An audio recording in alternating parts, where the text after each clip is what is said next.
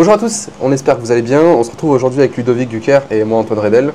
On a eu une petite idée ensemble de faire un vlog spécial où chaque soir on va répondre à des questions autour du mindset, autour du business, des questions qui ont challengé parfois nos clients, des questions qui nous ont aussi parfois challengé dans notre histoire.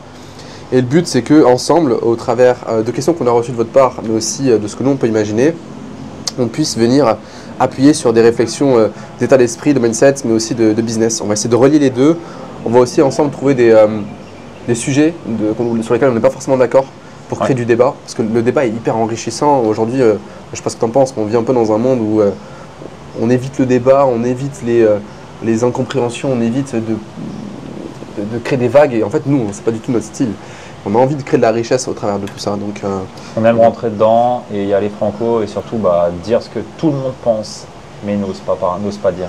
C'est ça. Donc ça, c'est vraiment un point d'attention. Et du coup, le concept est assez simple, c'est que chaque jour, on va filmer une vidéo et on fera un montage avec la suite des vidéos. Donc là, vous êtes sur l'introduction de ce format un petit peu particulier. Et donc, à la suite de la vidéo, vous découvrirez les pépites qu'on va vous dévoiler durant toute cette vidéo. Et je peux déjà vous dire une seule chose, c'est que nous, on est dans le genre à donner plus que la majorité des personnes ne le font.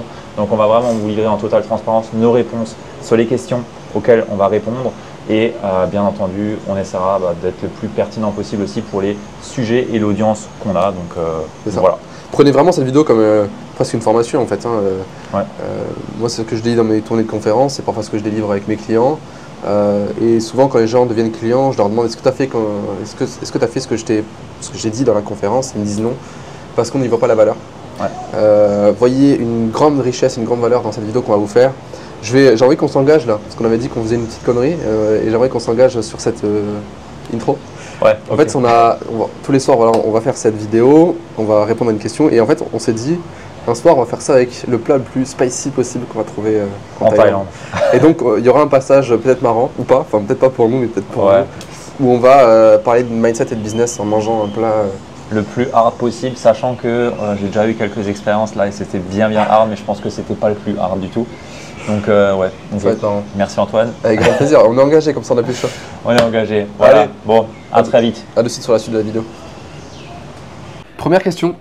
On se retrouve avec une première question de Magali qui nous a demandé comment gérer la frustration lorsque l'on ne voit pas les résultats des actions qu'on peut poser au fur et à mesure qu'on avance dans nos activités. Un sujet qui, à mon avis, va parler à beaucoup de personnes et surtout à moi. Toi, je sais pas. Moi aussi. J'ai mis 2 ans et demi à avoir mes premiers clients. 2 ans. 2 ans, ok. Moi, j'ai dû prendre 1 an. Bah vas-y, démarre. Ok. T'es le plus jeune. De 1 an. Ouais. Alors, pour moi, comment gérer la frustration? Franchement, je pense que c'est déjà un chemin à faire. Personne ne se dira j'avance sans avoir de frustration et me dire que ça avance pas assez vite. Sauf si tu as des caractéristiques d'un moine tibétain et que tu arrives à gérer absolument cette pression-là. Mais en tout cas, moi, je ne connais personne aujourd'hui qui arrive à la gérer.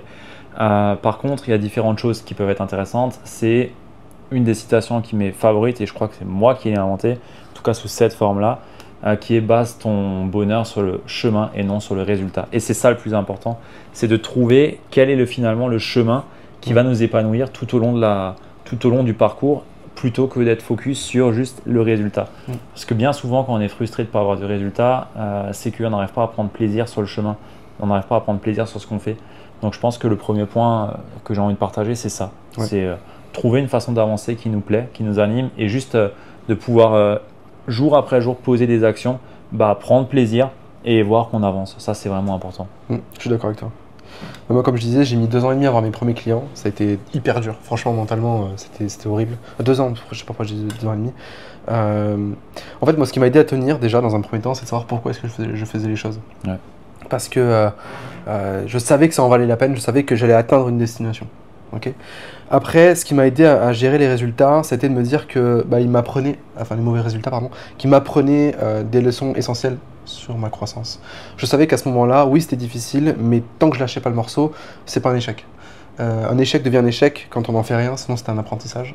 Donc je faisais énormément de recul, je prenais beaucoup de recul sur moi-même en me posant 2 questions. En quoi est-ce que je suis responsable de ces non-résultats? En quoi est-ce que je ne suis pas responsable de ces résultats? En quoi je ne suis pas responsable de m'inviter à changer mon environnement? Et en quoi est-ce que je suis responsable de m'inviter à changer mon interne, mes croyances, mon identité, ma gestion des émotions? Et après, ce qui m'a beaucoup aidé, c'est une phrase qu'un de mes mentors m'a dit au début. Je sais plus qui c'est exactement, enfin j'étais dans le marketing de réseau et il m'a dit Antoine, tu n'es pas la valeur de ton compte bancaire. Tu n'es pas la valeur de ton résultat. Ta valeur ne dépend pas de l'extérieur. Et ça m'a beaucoup aidé. C'est pas parce que mon compte bancaire est à 0, ou à moins 1000, 2000 comme j'ai pu l'avoir, que je suis mauvais. C'est pas parce que je n'ai pas de clients que je suis mauvais. Et en fait, quand j'ai séparé la valeur extérieure et ma valeur interne, ça m'a vachement aidé à mieux gérer ça. Voilà. Sinon, on est comme une feuille morte qui dépend de l'extérieur. Et c'est très dur d'avancer comme ça. Ouais. Ouais, moi je pense qu'il y a un point que j'ai envie d'ajouter sur ça, c'est tu as parlé de prendre de la hauteur. Quand on n'arrive pas à prendre plaisir à avancer, c'est qu'on ne se rend pas compte qu'on avance, même s'il n'y a pas de résultat aussi. Et moi j'aime beaucoup ce truc de se dire il m'a fallu 10 ans pour être un overnight success. Ouais. C'est-à-dire qu'il m'a fallu 10 ans pour être un succès du jour au lendemain, mais pas pour moi, mais pour les personnes de l'extérieur, d'un point de vue externe. Et ça, c'est vraiment important de ne pas l'oublier, c'est que c'est le travail qu'on fait dans l'ombre, quand personne ne nous voit, où on continue à avancer avec résilience, qui finalement va faire que les gens vont nous voir comme une success story dans 2-3 ans, parce que d'un coup, on va péter, d'un coup, ça va se voir. Et finalement, c'est le principe de l'effet cumulé, c'est qu'au début, il n'y a pas grand-chose, mais on avance quand même. Et il y a un moment donné, cet effet cumulé, il va être exponentiel et les résultats vont être incroyables. Donc moi, c'est l'invitation que j'ai envie de donner à Magali qui nous a posé cette question. C'est juste aussi de marquer finalement la timeline, c'est-à-dire le temps qui s'est passé, qu'est-ce qu'elle a fait, quels sont les changements qu'elle a pu voir, identifier tant sur elle que elle vis-à-vis des autres, parce que bien souvent, même s'il n'y a peut-être pas de clients, il y a des retours de personnes qui sont autour de nous dans notre réseau. Il y a des personnes qui nous remercient peut-être, il y a des personnes qui peut-être nous font juste un commentaire en disant merci pour ce que tu apportes, t'es mon rayon de soleil dans la journée, j'en sais rien. Mais il y a sans doute des signes qui montrent que tu avances déjà, sauf que tu t'en rends pas compte et tu n'arrives pas à le voir parce que ton seul point de vision, c'est peut-être juste l'argent ou les clients signés. Mais il y a bien plus que ça. De toute façon, la moyenne des gens qui réussissent de manière exponentielle, quand on en parle, c'est 10 ans. Franchement, c'est ce que je perçois chez certains de nos concurrents, c'est ce que je perçois chez des clients que j'accompagne qui font déjà plusieurs millions d'euros. Ça ne veut pas dire qu'on met 10 ans à réussir, c'est-à-dire que… Déjà, moi j'aime bien poser cette question aux gens qui démarrent, est-ce que tu es prêt à n'avoir aucun résultat pendant 3 ans Si la réponse est non, c'est remets-toi en question. Soit tu n'es pas fait pour être entrepreneur, soit il faut que tu bosses sur un why extrêmement profond pour être prêt à attendre 3 ans. Donc les 3 premières années peuvent être difficiles, et après il y a une période de croissance faible, où en fait on est plus en train d'arroser les racines de l'arbre, et on voit pas forcément de résultats, il n'y a pas les feuilles et tout, et les branches et les fruits qui en ressortent. Et après, sur les 8e années, ça commence à partir. Non mais c'est ça. Donc voilà, on a bien répondu à la question. Ouais, je pense qu'on a bien fait le tour. Il faut baser votre bonheur sur le chemin et non sur le résultat. Voilà. Et c'est ça, et baser sa valeur sur soi et pas sur les résultats. Exactement. Belle conclusion. Belle conclusion, et on se retrouve directement à la suite pour la prochaine question qui sera pour nous donc un autre jour, puisque je le rappelle, on est là pour répondre à une question chaque jour pendant notre voyage en Thaïlande. Ouais, et on comptait les faire en mangeant, mais en fait c'est chiant. Ouais. Parce que il fait super chaud dehors, il y a du monde, les conditions ne sont pas forcément toujours réunies. Tu vois, ce soir ça aurait été un peu compliqué. Ça aurait été faisable, mais un peu compliqué. Ouais, ça aurait pas été top. Ouais, donc on va les faire poser, soit au bord de la mer, soit à l'hôtel comme ça, bref. Par contre, on vous mettra 2-3 plans quand même de là où on est, bien sûr, et ainsi de suite. Faut les faire râler un petit peu. Faut vous donner envie. Alors, on en a tellement bavé, on peut pas dire de gros mots. On est très content de vivre ces vacances-là. Ouais, clairement. Elles ont un sens certain. Et voilà, faut pas hésiter à faire des sacrifices aussi au début.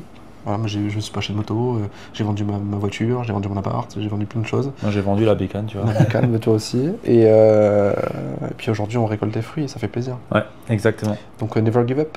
Exact. Allez. See you. Cette fois-ci, on a une question de Nicolas. J'aimerais entreprendre, mais je ne sais pas du tout dans quel domaine. Est-ce que vous avez des conseils à me donner? Moi, c'est un peu mon cas au début quand j'ai démarré. Je voulais devenir entrepreneur, mais je ne savais pas du tout dans quel domaine. Et ce que j'ai fait, c'est que j'ai utilisé un mini carnet, comme ça, là. Vous savez que tu peux acheter un euro, quoi. Et en fait, il était tout le temps dans la poche arrière droite, tout le temps, toute la journée. Et le but de mon exercice, c'était, la moindre idée que j'ai, je la note. Même si elle est farfelue, elle est nulle, je note l'idée. Et en fait, ça m'a permis d'avoir plein d'idées d'activités, d'ouvrir en fait ma créativité à des idées. Et c'est là que j'ai eu un jour l'idée de faire des lampes de chevet en imprimante 3D. Donc j'avais démarré un projet comme ça qui n'a pas du tout abouti. Et c'est aussi comme ça que j'avais eu l'idée de faire des pneus qui recharge les voitures électriques quand elles roulent. Ah ouais. Et en fait, je suis retombé dessus il n'y a pas longtemps. Il y avait plein d'idées qui étaient hyper intéressantes, dont le coaching. Ok. Tu vois. Ok. La question, je l'avais aussi pendant je ne sais combien de temps de mon côté. Et moi, je faisais aussi un peu tout. Je n'avais pas de carnet, je prenais des notes. Par contre, j'essayais plein de choses et j'allais vers ce qui m'attirait. À l'époque, moi, c'était la mode. Ok. Et du coup, j'étais constamment en train de lire des livres et des blogs sur la mode. Justement, à l'époque, c'était Bonne Gueule, Very Good Lord et tout ça. Et j'ai commencé du coup à observer dans la mode qu'est-ce qui me plaît. Et du coup, je me suis dit que j'allais créer un blog autour de ça. Je ne l'ai pas fait. Mais j'ai continué du coup à regarder un petit peu ce qui se faisait là-dedans.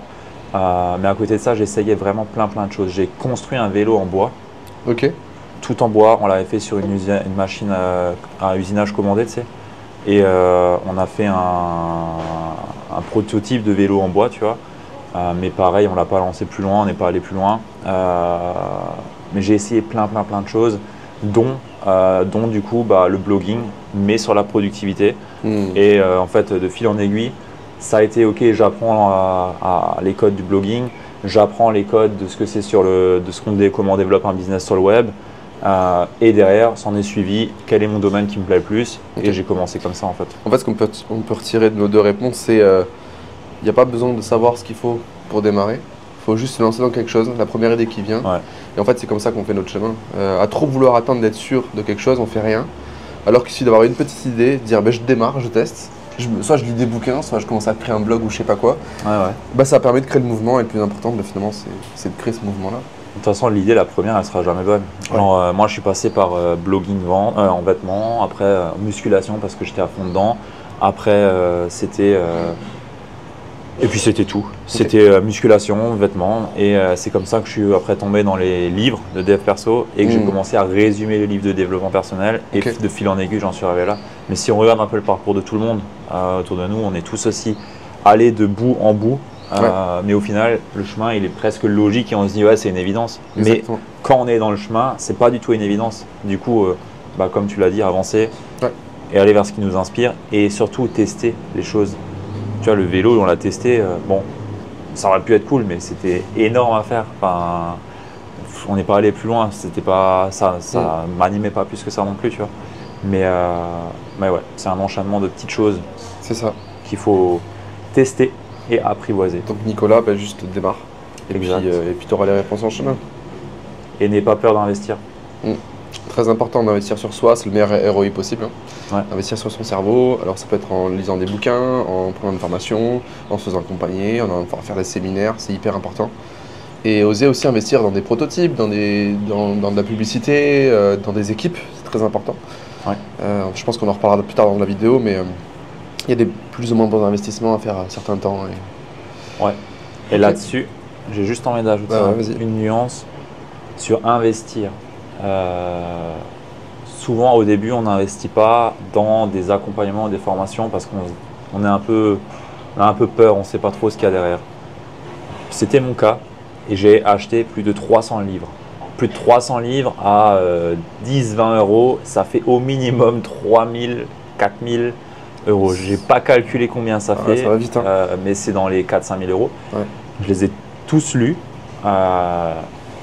Mais j'aurais été 10 fois plus rapide si j'avais investi cet argent pour me faire accompagner. Maintenant, je regrette absolument pas d'avoir lu ces bouquins parce que ça a fait partie de mon chemin. Et j'avais 18 ans, donc autant dire que j'avais le temps. Donc c'est très bien. Mais je veux juste apporter de la nuance là-dessus. C'est bien de lire. Je suis le premier à lire, je lis tout le temps. Je pense que tu l'as vu dans l'avion quand on est venu ici, j'ai beaucoup lu. Mais par contre, ne perdez pas de temps non plus à lire 50 000 livres. Il y a des personnes qui ont déjà fait ces 3-4 années dans lesquelles vous êtes en train de vous projeter et qui vont vous donner directement ce qui va être le plus utile et pertinent à votre contexte et à votre situation. Voilà, je voulais juste ajouter ça parce que j'aurais gagné du temps. On se retrouve sur la prochaine question. Exactement. On se retrouve du coup pour répondre à la question de Justine qui nous a demandé comment est-ce qu'on fait pour démarrer ou pour penser une stratégie de contenu sur les réseaux sociaux. Je te laisse démarrer, Antoine. Ouais, moi je suis pas un pro de la stratégie de contenu parce que moi j'ai un peu la philosophie du je fais quand j'ai envie ce que j'ai envie. Pendant longtemps, je me suis pris la tête avec les heures de publication, les jours de publication, etc. Et en fait, ça m'a plus embêté qu'autre chose, ça a tué ma créativité. Ouais. Moi, j'aime beaucoup la création de contenu, je suis un grand créatif et j'ai remarqué que les plus grands contenus que je fais, ceux qui marchent le mieux, ceux qui ont le plus d'impact et qui me permettent d'avoir le plus de clients, c'est ceux que je fais comme ça au feeling. Tu vois, je me suis enlevé la pression du il faut, tu vois. Ouais. Et je suis mes envies, il y a des moments où je suis pas très régulier, des moments où je le suis vachement. Donc voilà. Ok. Bah moi j'ai fonctionné pareil que toi, tant que j'étais solopreneur en fait. À partir du moment où il y avait une équipe, fallait avoir un peu plus de structure parce que naturellement ces personnes avaient besoin aussi de savoir quand publier. Donc je ne pouvais pas faire au gré du vent. Mais par contre, la façon dont on l'a réfléchi et comment est-ce que je l'ai pensé avant, c'était ok, c'est quoi réellement les croyances en lien avec les personnes que je veux accompagner? Qu'est-ce qui aujourd'hui les limite et les bloque? Et qu'est-ce que j'ai besoin de leur faire shifter comme croyance au travers de mon contenu pour qu'ils arrivent à se dire que je suis une bonne personne pour elles et que je leur apporte de la valeur. Donc je pense que le premier point, c'est de se poser cette question, c'est quelles sont les croyances aujourd'hui qui empêchent les personnes que je veux servir d'aller à la situation désirée et créer du contenu à partir de là et alterner entre contenu de valeur avec des shifts de croyances qu'on a peut-être personnellement pu passer et j'irai aussi chercher à faire des contenus beaucoup plus inspirationnels qui partagent notre histoire, qui partagent notre why, pourquoi est-ce qu'on fait ce qu'on fait et puis voilà. Et puis un contenu par semaine où il faut vendre de la vente pure. Il ne faut pas faire que des posts de vente, non, ça il ne faut pas faire que des posts d'appel à l'action, que des posts d'inspiration. Faut qu'il y ait un mélange de tout, il faut qu'il y ait une régularité par rapport à ça, ça c'est sûr. Ouais. Je vais quand même donner un dernier conseil. Une fois j'ai fait une série de 100 vidéos et il fallait que je trouve une centaine d'idées de vidéos, ce qui n'est pas forcément facile. Ouais. Ce que j'ai fait, c'est que je suis parti de ce que tu as fait, c'est quoi les croyances, c'est quoi les blocages, les peurs, les aspirations aussi de mes prospects, de mon audience. Et de là, j'ai tout listé. Et ce que j'ai fait sur chaque point, c'est que j'ai listé les 5 sous-parties de la vidéo. Ah oui, et en fait, ça m'a donné, chaque idée m'a donné 6 vidéos. Et en gros, je suis allé extrêmement vite, je crois en 15-20 minutes, j'avais trouvé mes 100 vidéos. Ok. Voilà. Ouais, mais c'est une bonne façon de faire. De toute façon, la stratégie de contenu, beaucoup de personnes, comme tu as pu le dire, se prennent la tête avec ça. La réalité, c'est pas ça qui va faire que ça va fonctionner. Ça va au-delà de tout ça. Et on a beau avoir la plus belle stratégie de contenu, si on raconte de la merde, ça reste de la merde. Donc au final, le plus important, c'est de connaître sa cible, connaître réellement la personne qu'on veut vraiment pouvoir servir et qu'on veut toucher et créer des choses pour elle et se lever avec l'intention de vouloir la servir de la meilleure des façons. Exact. Et c'est tout. Voilà. Parfait. Franchement, j'ai juste envie de dire ça et j'ai juste envie aussi de retourner la caméra pour vous montrer un petit peu le lieu où on est en ce moment même. Parce que c'est plutôt sympa. C'est incroyable. Alors je ne saurais pas vous dire sur quelle île on est, mais par contre c'est plutôt cool. Là on est vraiment bien. Et on est vachement inspiré aussi pour créer du contenu, donc c'est cool aussi. Ouais, mais ça on peut en parler très rapidement, même si je vois comment ça me fait mal. Mais changer d'environnement. Franchement là, je sais pas toi, mais moi j'ai jamais été aussi créatif que depuis qu'on est ici. On a tout le temps des idées, on discute ensemble, on parle business, on parle pas business aussi. Et ça nourrit notre créativité. On a une liste folle de contenus à créer. Et ça c'est nourri par l'environnement qui a été changeant. Ouais, clairement, il faut bouger, il faut changer d'environnement, ça aide aussi à s'aérer. Et quand on parle d'environnement, ça peut être changer d'environnement, mais ça peut aussi être plus simple que ça. Pas besoin de partir en Thaïlande, de partir au Japon. Ça peut aussi être juste peut-être allumer un nouvel encens ou je sais pas quoi qui ouvre d'autres choses, d'autres sensations ou aller marcher. Moi, c'est le matin quand je marche que je trouve mes idées. Tu vois. Ouais, pas dans mon bureau. Moi, c'est dans le bureau. Mais voilà, tu vois, chacun est différent. Donc...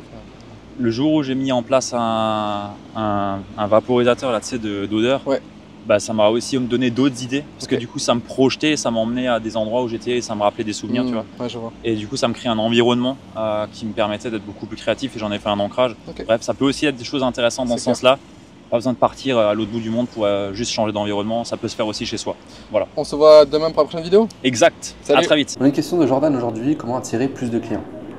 Bon, moi j'aime bien cette métaphore-là, je l'utilise dans toutes mes conférences, hein, mais pour attirer, c'est le même mécanisme qu'un aimant. Un aimant il attire les autres aimants, les fers, etc. Et c'est hyper important de prendre conscience qu'un aimant, ça fonctionne d'une façon naturelle, c'est qu'il attire autant qu'il repousse. Et je pense que quand on veut se mettre à attirer plus de clients, à attirer plus d'audience, ou je sais pas quoi, d'argent, tout ce qu'on veut, il faut aussi savoir repousser certaines choses. Et je pense qu'en tant qu'humain, on a de la liberté, on a le choix de choisir qui est-ce que j'ai envie d'attirer à moi. Donc je peux mettre en place des critères de clients, leur état d'esprit, leurs finances, peu importe. On peut définir des critères qui sont à respecter, mais je peux aussi avoir la liberté de choisir les critères des gens que je ne veux pas avoir dans mon audience, que je ne veux pas avoir chez mes prospects, ni chez mes clients. Et je trouve que quand on choisit ce positionnement, on prend sa place et on devient réellement magnétique, on se met vraiment à attirer puisqu'on repousse aussi. Et moi je trouve que ça donne une énorme liberté d'expression parce que je m'exprime tel que j'ai envie de m'exprimer. Je peux même noter des sujets sensibles qui vont attirer les gens et repousser d'autres personnes. Enfin bref, c'est un exercice qui est passionnant et qui peut amener à vraiment prendre une position.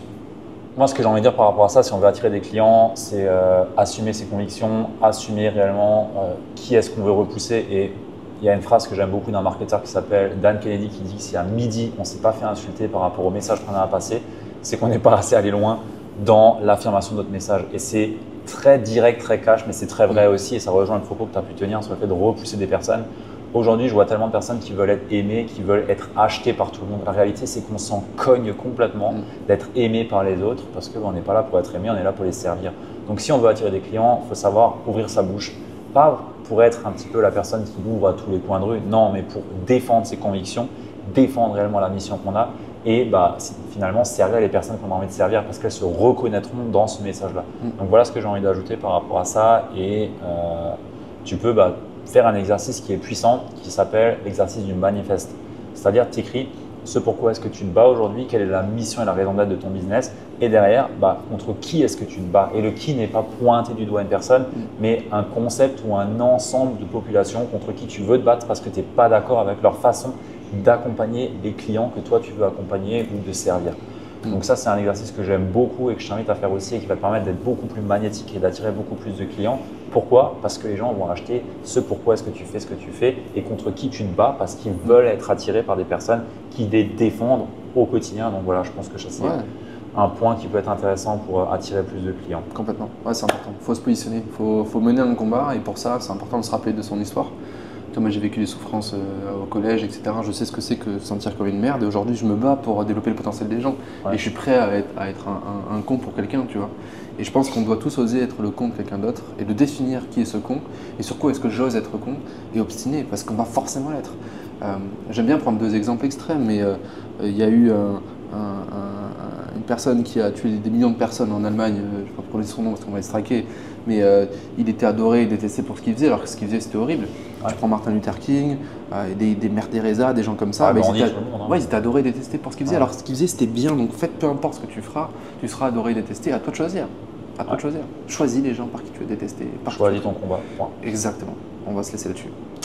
Réponse à la question de Stéphanie qui nous a demandé quelle est la limite du contenu gratuit sur les réseaux sociaux. Ouais, j'aime beaucoup cette question. Moi, je suis un peu du style pas de limite, on y va à fond, on partage ce qu'on a envie sur le cœur. Il faut toujours suivre son intuition et sa spontanéité sur le partage de contenu. On donne un maximum de valeur. De toute façon, les gens, ils vont pas tout appliquer parce que quand c'est gratuit, il n'y a pas de valeur. Les gens n'en perçoivent pas de valeur. Donc, donne à fond et donne aux clients à fond aussi. Pour moi, c'est plus je cherche à me limiter, plus je vais sortir de ma générosité, qui est une valeur quand même hyper intéressante. Je suis entièrement d'accord et j'ajouterais même que si toi tu te limites dans le gratuit que tu fais, sache que tes concurrents ne se limitent pas et que c'est eux qui vont gagner. Pourquoi? Parce que le contenu que tu apportes va tout simplement monter en confiance les gens qui vont avoir en toi. Et si tu es dans la restriction, si tu te limites dans tout ce que tu partages, ça va se sentir. Et donc naturellement, tu vas avoir moins de confiance et au-delà de ça, le contenu gratuit, il a une importance dans le fait de faire monter en conscience les personnes que tu veux potentiellement signer et avec qui tu veux travailler. Donc si toi tu te limites, sache que tu ne les feras pas monter en conscience et tu leur apporteras pas de déclic ni de shift. Donc mon invitation c'est donne sans limite, ne cherche pas à regarder, à compter, oui j'ai donné un peu de trop. Non en fait, comme a dit Antoine, les gens ils mettent pas de valeur sur ça, mais par contre il y a des brises d'informations que tu vas passer qui auront de la valeur pour eux et c'est grâce à ces brises d'informations qu'ils vont se dire cette personne c'est la bonne et c'est avec elle que je veux travailler. Donc voilà, je pense qu'il y a pas de limite. Le but pour moi, pour l'audience, c'est de les marquer, qu'ils se disent waouh, mais j'ai jamais entendu ça, waouh, mais quelle générosité, j'imagine même pas ce que ça va être en payant, quoi. Il faut créer un effet waouh, il faut marquer les audiences, il faut marquer ton audience, c'est hyper important et pour ça, nos limites. Complet. Voilà, j'espère que ça a répondu à ta question. On est en direct de Bangkok, on a une question de Maxence. Cette question c'est quoi le conseil que vous donneriez à quelqu'un qui démarre? Je te laisse démarrer. Ok, alors déjà le premier point, c'est que chaque conseil qui est donné dépend du contexte dans lequel tu évolues. Et ça c'est déjà le premier point que j'ai envie de donner en conseil, c'est ne prends pas les conseils de n'importe qui et pars toujours du principe que le contexte que toi tu as va être différent de la personne qui te donne un conseil. Donc prends ça en compte déjà pour commencer. Voilà, il n'y a aucune vérité. Enfin, Ludovic peut donner un conseil qui est extrêmement pertinent parce que c'est un truc que toi tu as vécu mais qui ne sera pas utile à toi, Maxence. Moi je peux donner un conseil, pareil, c'est pas la même chose. Donc, pour moi, le meilleur conseil que je peux donner quand on démarre, c'est prendre le temps d'être sûr du pourquoi est-ce qu'on veut entreprendre. Je vois beaucoup trop d'entrepreneurs se lancer pour gagner de l'argent ou être libre. Mais au début, on n'a ni argent, ni liberté, et du coup, c'est frustrant. Il faut trouver un tenir. pourquoi très très profond pour ça. Il faut tenir sur la durée. C'est ça le plus long en fait.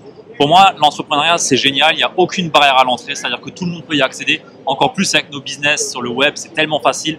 Par contre, la vraie barrière à l'entrée, pour moi, elle se fait sur le long terme. Donc, un conseil à donner, c'est choisis une direction et tiens-toi-y vraiment. Et comme l'a dit Antoine, si tu n'as pas un pourquoi qui est assez fort, tu ne tiendras pas sur la longueur. Et c'est pourquoi je te recommande avant tout de te lancer entre guillemets en étant missionné par ce que tu fais et vraiment passionné dans la direction vers laquelle tu vas. Sinon, je pense déjà que c'est mort dans l'œuf. Carrément. Et pour terminer, je vais nuancer ce que tu as dit. Ouais, c'est facile d'entreprendre, surtout dans notre domaine-là, dans l'univers du web, digital nomade, etc. Enfin, digital marketing, enfin, tout ça. Ouais. Ouais, c'est facile, mais c'est aussi ça le risque. Avant, quand on entreprenait, enfin, même encore aujourd'hui pour certains business, hein, on fait un prêt, on investit des centaines de milliers d'euros, voire des millions d'euros. Ouais. Et du coup, derrière, on n'a pas le choix. On se lance à fond, on doit rentabiliser l'investissement. Et dans le monde du web, il n'y a pas cet investissement. Et du coup, les gens, ils prennent ça trop à la légère. C'est un vrai business. Il faut se lancer à fond dedans. Comme si tu avais investi des millions dans une activité. C'est hyper important. Ouais, voilà. Entièrement d'accord. Et je pense qu'on peut conclure sur ça. Mais c'est une très très très bonne question. Bon, c'est un peu le bordel, il y a du monde ici, mais On se démerde. on va y arriver. Bon, on a 3 questions pour cette session. Alors là, pour rappel, on a avec les piments. Ouais. On a pris les fameuses salades papaya. Non, papaye. Papaye, pardon. C'est les plus spicy. On commence avec la question de Thomas et puis on va démarrer ce repas. Allez. Tu poses la question, on Allez. mange et on répond. C'est parti. Qu'est-ce que vous avez appris de ce voyage de la part de Thomas? Ok. Déjà de pas manger de conneries comme ça, je pense. Ouais. En vrai, on s'est développé. Hein. Les premières fois, on a mangé spicy. Moi, le premier repas, c'était ça. Hein. Je savais pas. Bref. En fait, on est venu aussi pour chercher à voir si on était bon en digital nomadisme. Ça se dit. Pas tant que ça. Enfin, c'est ce que tu disais la dernière fois. C'est ce que tu as appris. Oui, mais en fait, on a appris qu'on n'est pas fait pour être digital nomade. Ah oui, oui, oui. Parce qu'en fait, c'est chaud, en vrai. C'est pas que c'est chaud, c'est que par rapport aux ambitions qu'on a, ça ne correspond pas au style qu'on peut avoir, en tout cas le style de vie qu'on peut avoir sur une journée de travail. Moi, c'est plutôt ça. Soit ça peut se correspondre, mais si je veux travailler et être focus 8 heures, c'est mort. Parce qu'il y a des difficultés avec la connexion Internet. C'est ça. Après, ce qu'on a appris, c'est que en vrai, ça nourrit énormément la créativité. Hein. Ça, oui. On est quasiment à 100 reels tournés chacun. Quasiment. On a eu plein d'idées sur nos business, on a eu de belles discussions. Et ça, en vrai, je trouve que c'est un des plus gros apprentissages, c'est que ça sortir de chez soi développe sa créativité de fou. C'est impressionnant. Ça commence à appliquer là. Hein. Ouais, ça Mais ça va en vrai, je pense qu'on s'est habitué. C'est ça le truc qu'on aurait dû la faire dès le début. Ouais, ça va, ça trouve pas trop. Lui, Enfin, ça fait plusieurs pique fois. bien, mais... Ça fait plusieurs fois que tu rajoutes du piment dans les plats. Ça fait plusieurs fois que quoi? Que tu rajoutes du piment dans les plats. Ah oui, oui, oui. Non, maintenant, je suis un taille, moi. Ouais.